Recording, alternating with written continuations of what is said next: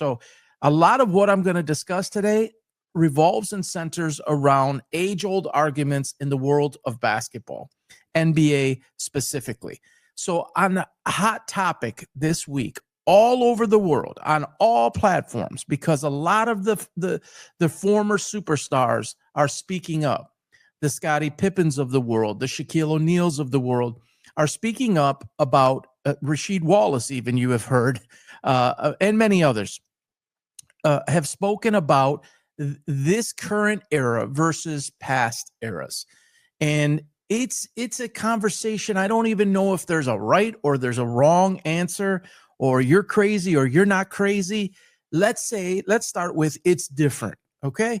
Shaq once said that Ben Simmons should be arrested for stealing $250 million. And I can't even disagree with the guy. Guys now get paid on what they did maybe in college and not earning it. Okay. It's not to say that the guys of today are not talented, but they're paid based on talent. In the old days, those guys, and I hate to say the old days, and I've got called an old man. I've got called, I can't even say all the names, but typically spoken like an old guy in the old era. They don't understand. And I didn't, quite frankly, when I was half of my age. I used to hear people talk about the Bill Russells and the Jerry Wests and things like that. And I was like, you're crazy. You're crazy. So I get it. I understand a lot of it. I can relate to it. This is striking, though. And the way that I judge a lot of the players is, are you changing the game? Have you brought something to the game and to the league that that we have never seen?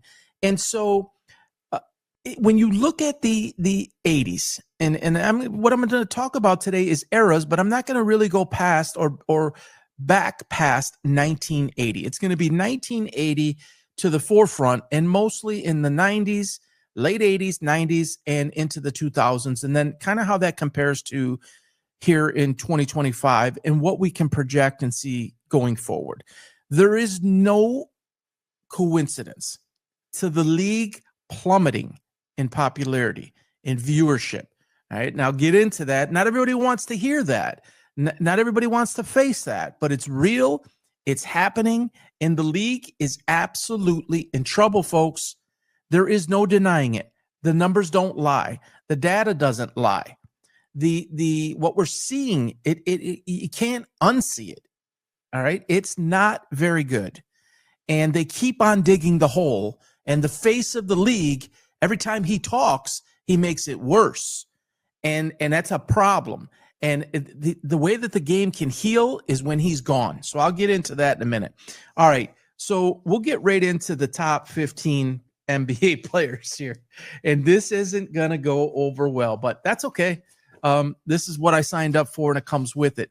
I'm not going to get on here and talk about cushy topics all the time that everybody agrees on. Nobody would watch the show. So, all right. So the top 15 players, again, this is primarily from 1980 forward. There was, I don't even know when it was, 20 years ago, when they had the big thing with the 50 greatest players of all time. The 15 that I have here are not necessarily they're not all on that list. No doubt about it. I've taken basically three criteria into consideration for this. Did they change the game, as I said before? And I'll describe as I go through the players how I believe they changed the game. They're all around game, and then mostly all with the same team. Most all of these guys were with the same team for their entire career, or if they're current, still to be determined, but most all of them are with the same team. I put a lot of stock on that. And back in the day, again, those guys didn't chase rings. They didn't chase championships. They didn't chase talent. I understand the evolution of the bargaining agreements and free agency and trades. I understand the dynamics of that all changed over time. And the game evolves and things change with that. I get it.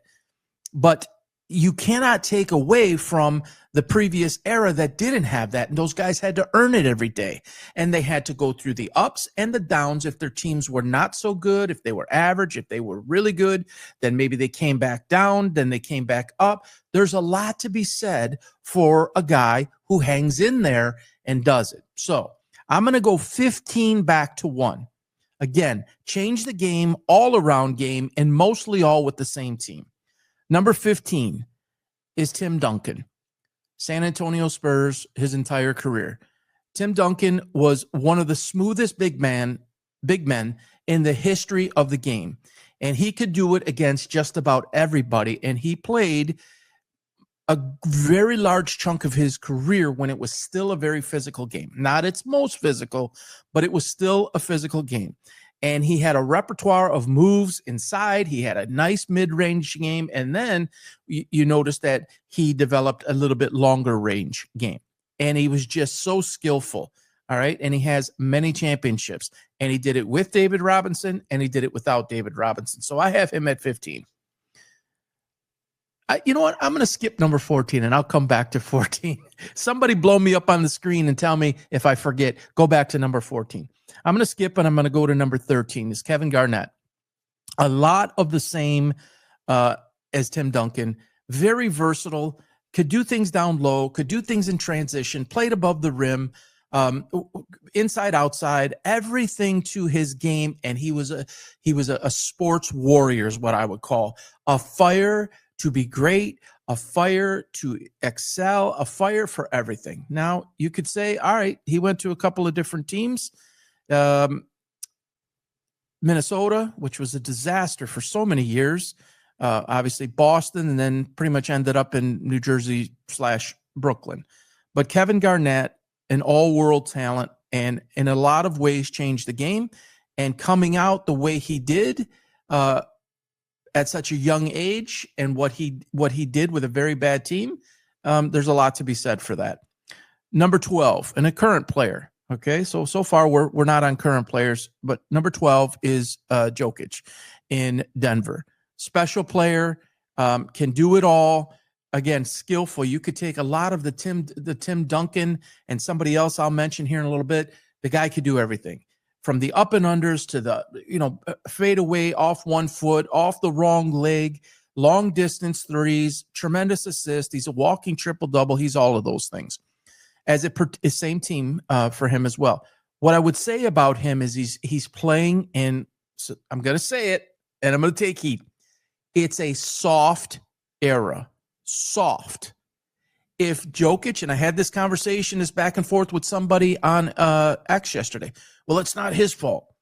If Jokic, however you want to say it, played against Shaq, played against Ewing, played against David Robinson, played against Olajuwon, played against even guys like Lambeer. Now, Lambeer, physical guy, the Rick Mahorns, these guys weren't like dominant defenders by any means, but big and strong, and they could push you 5 feet away. And the way team defenses were structured back then is there was always help side. And so if you just want to use the Pistons, it's in my background, lifelong born and raised in Detroit, obviously very familiar with the team, you would have a Sally or a Rodman come over to help.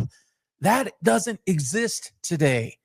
So even if it was a Ewing, you'd have Oakley coming over and just beating the hell out of him.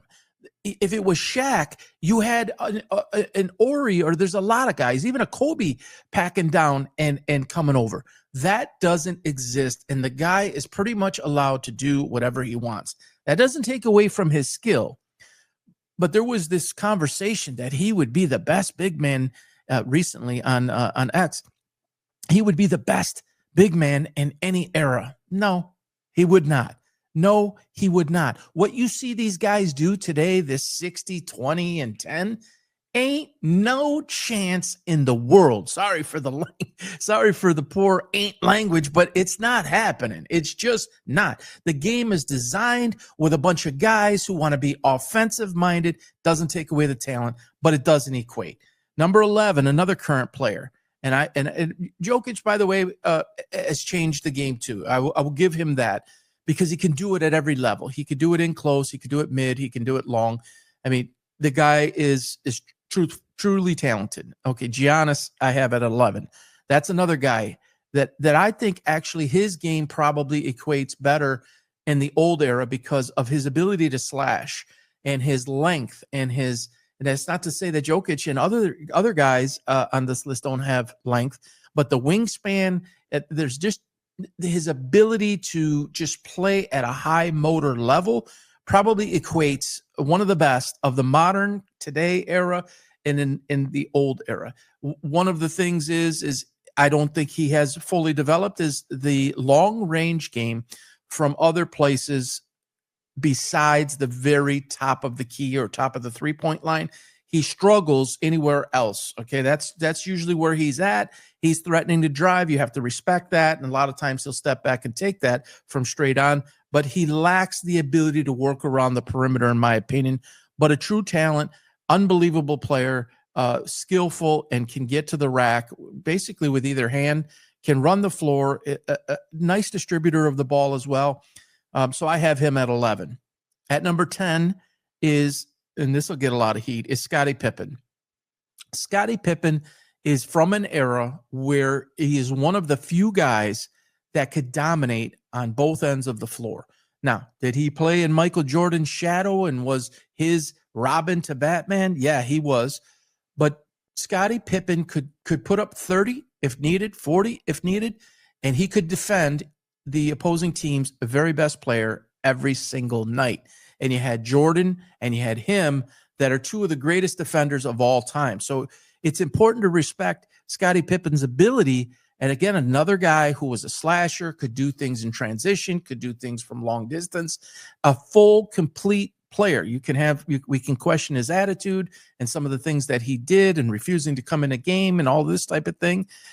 I guess, if you're the little brother to somebody like Michael Jordan, we should probably give the guy a little bit of slack.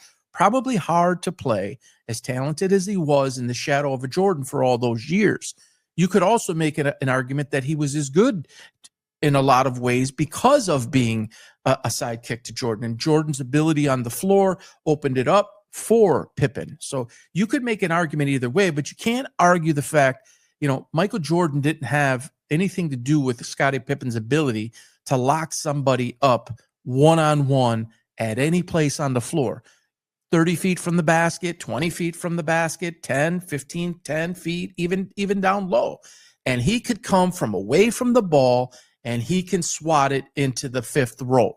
You cannot take that away. And if you take a Pippen today and you put him against a lot of these guys that get to do whatever the hell they want, he equates to any era, and Scottie Pippen is a true number 10. Number 9, Hakeem, the Dream Olajuwon, one of my favorite players of all time, another guy who changed the game with his craftiness and ability to play down on the box, and no one could basically no one could stop him. And one of the best big man assist players of all time. Very unselfish. He could score 40 a night, or he could score 20 a night, have 15 boards, and have, basically a triple-double. Hakeem was one of the first to play the game so gracefully like that and could still dominate you, and a terrific shot blocker. So I got to put him at 9, and he certainly could play today. He obviously dominated in that era, a very, very physical era. Going against guys like Ralph Sampson was on his team for a while, but going against guys like Patrick Ewing and the battles that they had, that's no joke. That's legit. All right, number 8. Truthfully, one of the most unique players that I could ever recall. And I studied the game, coached the game at smaller levels, followed it since I was a little boy. This man equates to any era, and it's pretty amazing what he's done. Number 8 is Kevin Durant. Guy can do it all. Back to the basket game, mid-range game, long-range game, fast break game, finish at the rack, either hand, get others involved. Tremendous wingspan, a release that nobody could get to. I don't like the fact that he switched teams so much, and I think we're going to see it again. I think Matoshiba over in Phoenix isn't going to – the guy he's a winner businessman, and he's a winner mentality as a basketball owner, and I don't think he's going to put up with that trio anymore of Booker, Beal, and Durant. So I think he's going to move again. So we will see exactly what happens there. But Kevin Durant certainly could do literally everything, and I got him at 8. All right, number 7. This is, again, back from the older era, the best little man in history. At number 7, I have Isaiah Thomas. Another sports warrior that changed the game at that time. There, you could say Nate Tiny Archibald. You could say a few other small guys, and I'll get some people that say, what about Spud Webb? What about Muggsy Bogues? What about Michael Adams? What about some of these other guys? And I'll say, what about them? None of them were Isaiah Thomas. And this guy was a warrior. He was a sports warrior. I always like to clarify that. A warrior in the sports sense, afraid of nothing. Get to the rack, finish with both hands. Again, the toughness of a guy who's 6'1", and you might have had to stretch him a little bit to get him to be 6'1". The toughness in that era, getting his ass beat night in and night out. And what he started with the Pistons in the Kelly Tripucka days and the Kent Benson days. And I mean, I'm really going back here. What that man endured to become great, what that man did to get close and get knocked back. And then the next year get close and get knocked back. And then, one of those years, Adrian Dantley and Vinnie Johnson collide heads and they fall short. Isaiah, with the blown up ankle and scoring 21 straight points in the fourth quarter on one leg and falling short. They get there, and I literally had the chills. This is amazing to watch somebody go through everything at 6'1", this small guy, this laid back guy, right? This real, soft tone guy, but boy, he stepped between the four lines and he would get after it. And he didn't care if you were 6'5", if you were 6'10". Go ask somebody like Doc Rivers. Okay, everybody knows who Doc Rivers is, right? Because he's coached and announced for so long. Go ask Doc Rivers what it was like, because Doc Rivers had that assignment a lot. Go ask him what it was like to play that guy. Go ask Sidney Moncrief.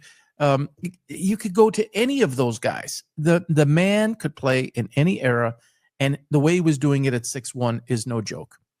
All right, number 6, and I got into it on X yesterday, and they said if there was no 3-point line, this man would never have a career. No, I don't agree. And here's why I don't agree. I don't know if there's ever been a harder worker at their craft. Stephen Curry, I have at number 6, and I got to have him there at number 6. You want to talk about somebody that changed the game? You want to talk about somebody that changed the game forever. He redefined it.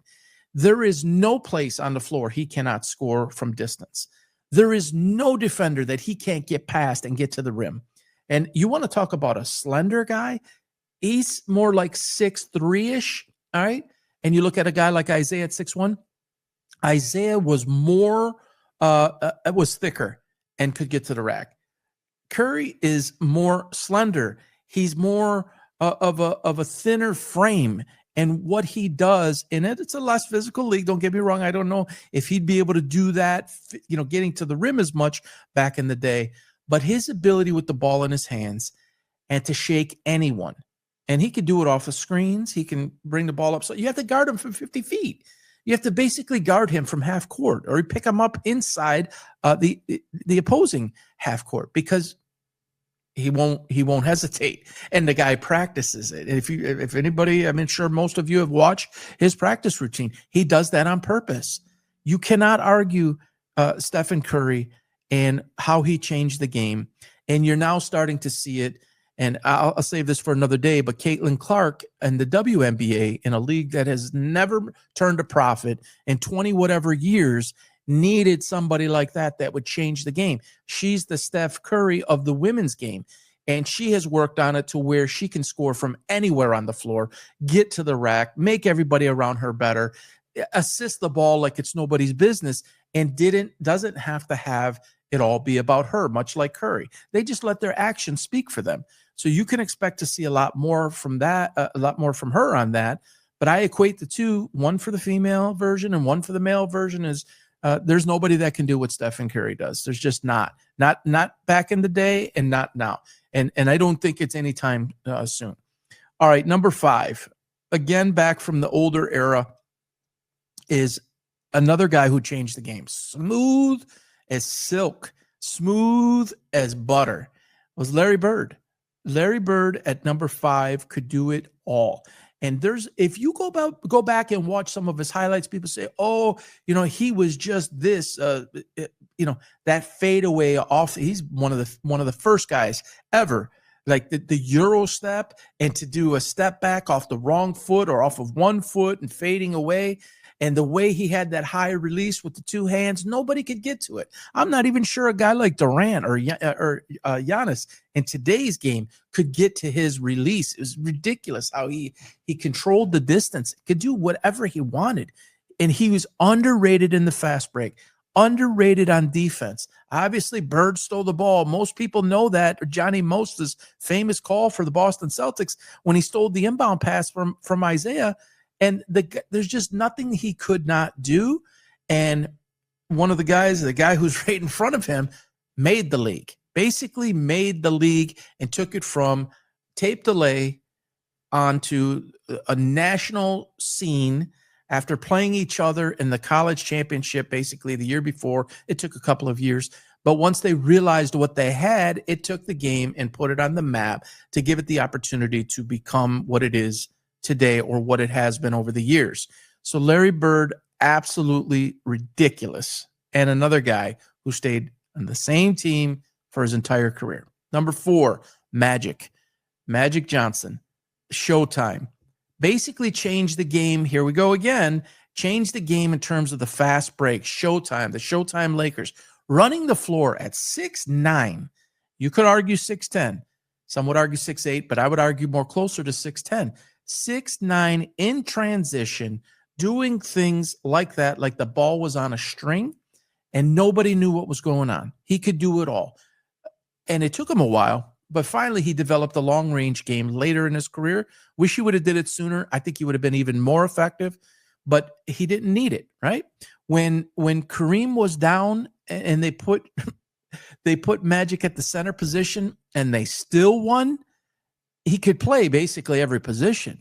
You really couldn't defend him because of his size, his length, his ability. And even if you came over and doubled, boy, he'd find anywhere with rocket laser type passes from any angle. And the vision on the floor was ridiculous. Magic has got to be at number 4. I can't, I just think people forgot basically about him. And I don't know how you forget about a guy like that. Like, understand your history of the game, at least from 1980 on. All right, number 3. I said it was only from 80 on, but there's the 1980 on, but there's no way I can't put this guy in here. And you could argue there's at least 3 to 5 more that should be in this conversation, but I'm just not going to go there. There's just one guy that I had to pull from previous 1980 is Wilt Chamberlain.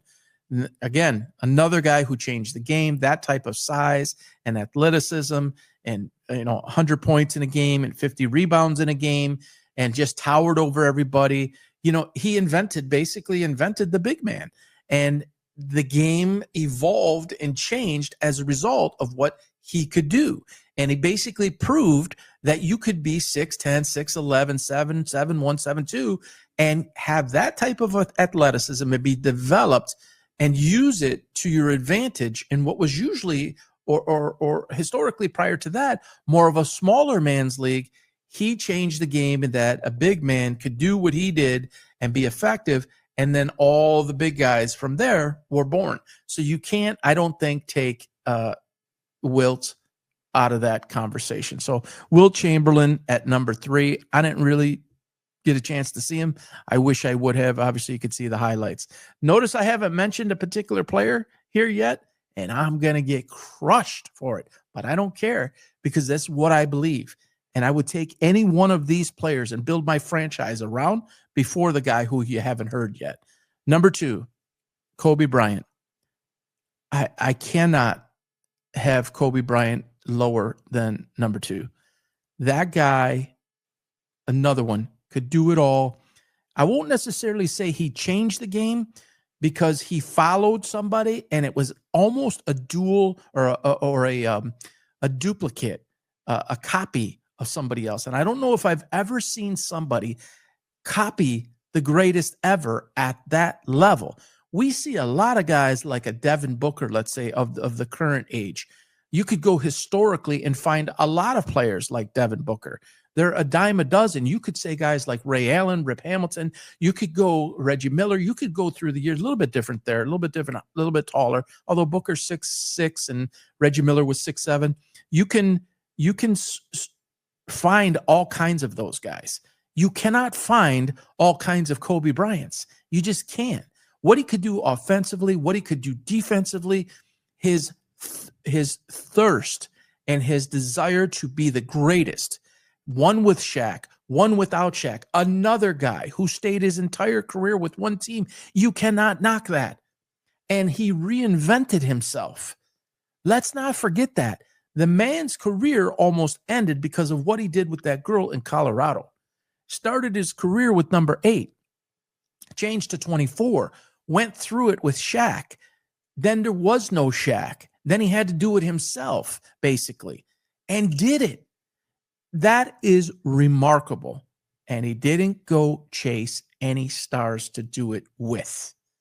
Think about that. Think about that for a moment. That is a big, big deal. Kobe Bryant, absolute beast. He's actually, in my opinion, more popular now that he is unfortunately not with us anymore than he was when he played. I think people have a greater appreciation of who he was and what he did. There's one other player I can think of in history is basically, again, I'm going to go back to my Detroit roots, is Barry Sanders. Barry Sanders, the appreciation for Barry Sanders happened once you realized that you no longer have it. You appreciated what you had after it was gone more than maybe even what you were witnessing. And so he retired so soon, and the way he retired, you appreciated it, and it almost meant more, right? Maybe you take it for granted a little bit, and I think we can all equate that in our lives in certain situations. And so Kobe, though he passed after his playing career, the guy was just evolving into a whole nother way if you really study his life. And the things that he was doing off the court, truly spectacular. And I'm not going to say 5 languages and things that he could do that necessarily equated to basketball, but just a remarkable Hall of Fame superstar, top 2 player of all time. And I don't think it'll ever be threatened.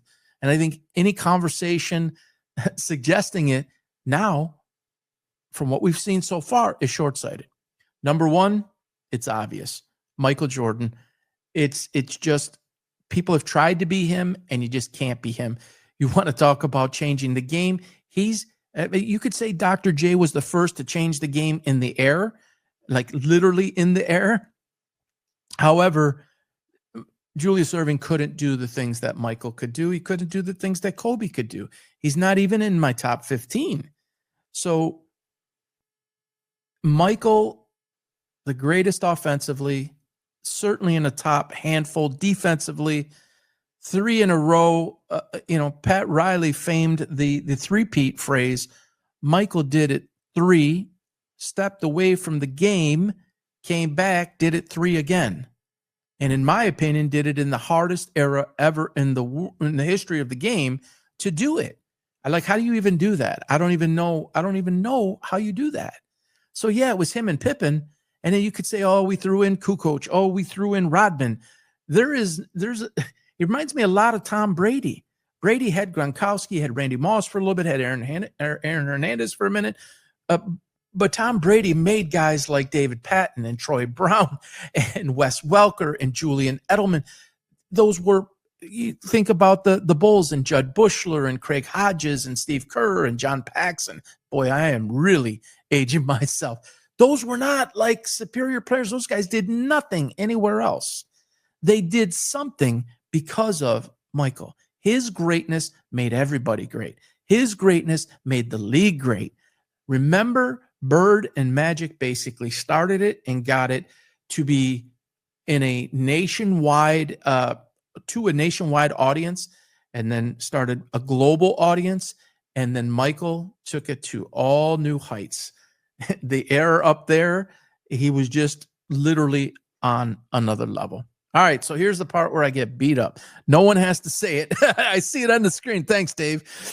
Number 14 is LeBron James. I will get crushed for this. I don't care. I said it yesterday. There was about 15 comments or so just tearing me up, calling me names that shouldn't even be allowed on social media or anywhere.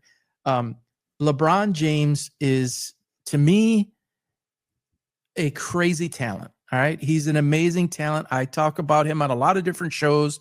He seems to be, at the near top of conversation day in and day out and week in and week out. Most of it is because of his mouth, and he doesn't understand that he keeps on making it worse for the game. He keeps on making it worse for his team. He keeps on making it worse for his legacy. He keeps making it worse for everybody that paved the way and gave the guy an opportunity.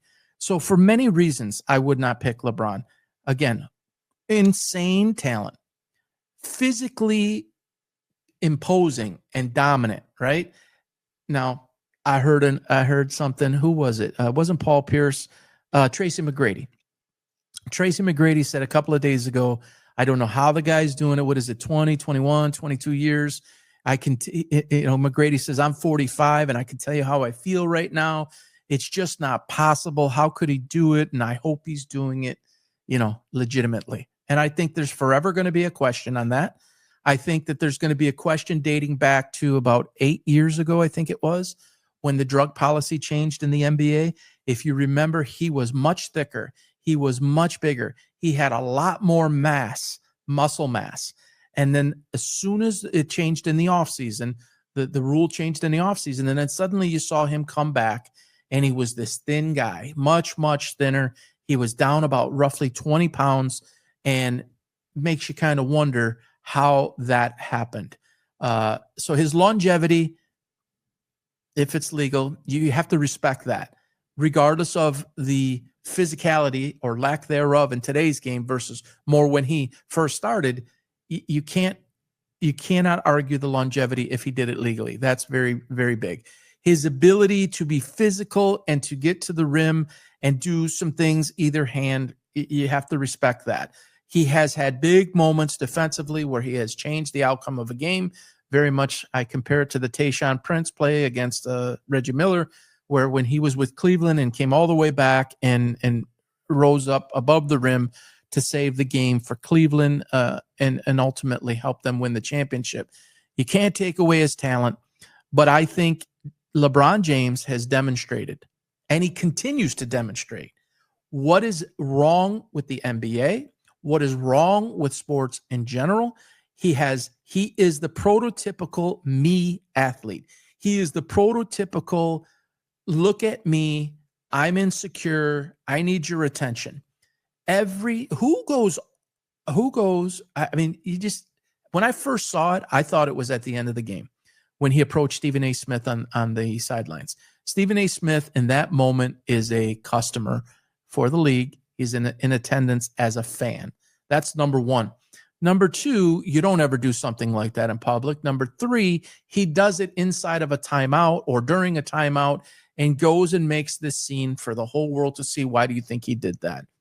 Because it's always about LeBron James. His son is playing in a championship game. He's got to go be in the first row, acting a fool, this whole walk-in thing. It's all about him.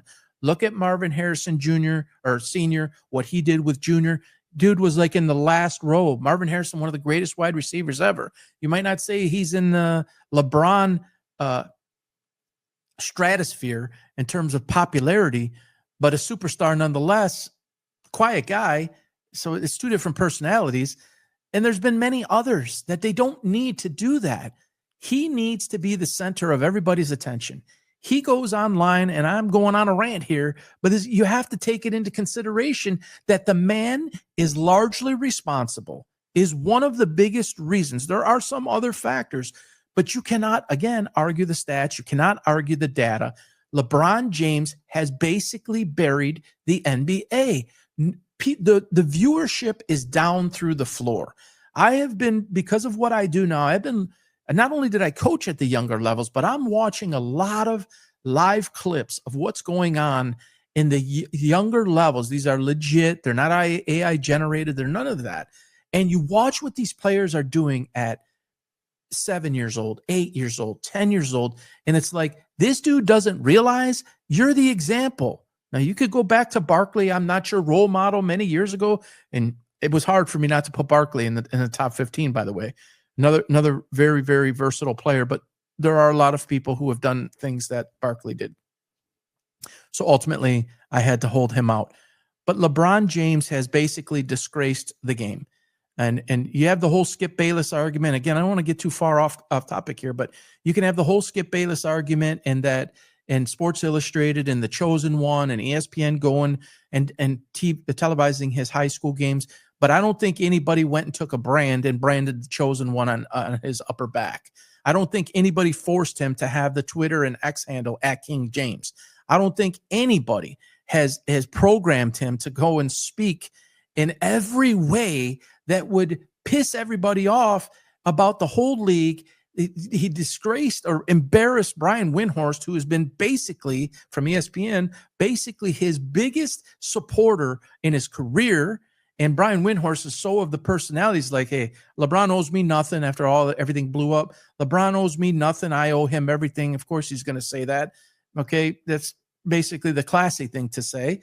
But the whole going on Pat McAfee's show and talking about eras, dude, you would be half of what you are in the 80s and the 90s. I get so freaking pissed about this because they would never tolerate his attitude. He would be a marked man. They wouldn't allow him to get away with it. They would literally scheme to stop him, and they would still be able to stop other people if he tried to get them involved. So, Jordan can destroy a league then and now. LeBron would not have destroyed the league in the 80s and 90s. I promise you. And they all say it. He would have been almost every one of them from that era. And Jordan's staying quiet, folks. And there's a reason he's staying quiet, folks, because he knows what he put in to build the league and how it's being torn down because of LeBron's mouth and his actions, his team jumping, his superstar chasing, his ring chasing, wearing the number 23, his BS about China, all of it. It's all too much. And it'd be really fun to watch him leave, and hopefully Cooper Flagg or some other players can come in and rebuild this league and give it some pride back and give it some respect back. I mean, I grew up loving the game, and it's hard to even watch anymore. And it isn't just LeBron. I mean, look at Ja Morant in the last, 2 years, 3 years, and all his garbage. There's a lot of stuff going on. But if LeBron set a better example and he acted the king towards, monitoring or policing the league to a degree, back in the day, you had to answer to people. Magic would pick up the phone and he would call you. Jordan, Isaiah, all of those guys, even Bird, I think those guys would call him today and say, if they were playing in his era or him in their era, he'd call them, and they would call him and they wouldn't tolerate it, I don't think. So those are my 15. Let me go through them real quick. 15, Tim Duncan. 14, LeBron. 13, Kevin Garnett. 12 is Jokic. 11, Giannis. 10, Scottie Pippen. 9, Hakeem Olajuwon. 8, Kevin Durant. 7, Isaiah Thomas. 6, Stephen Curry. 5, Larry Bird. 4, Magic Johnson. 3, Wilt Chamberlain. 2, Kobe Bryant. And the almighty number 1, the real king of the NBA forever and ever. I don't see it changing. Michael Jordan. That's my top 15. You can hit me up on X, hit me up on Facebook. Give me all you want. That's 80 and above, 1980 and above, with the exception of Wilt Chamberlain. No disrespect to the Jerry Wests of the league and some of the other greats, but that's who I had there.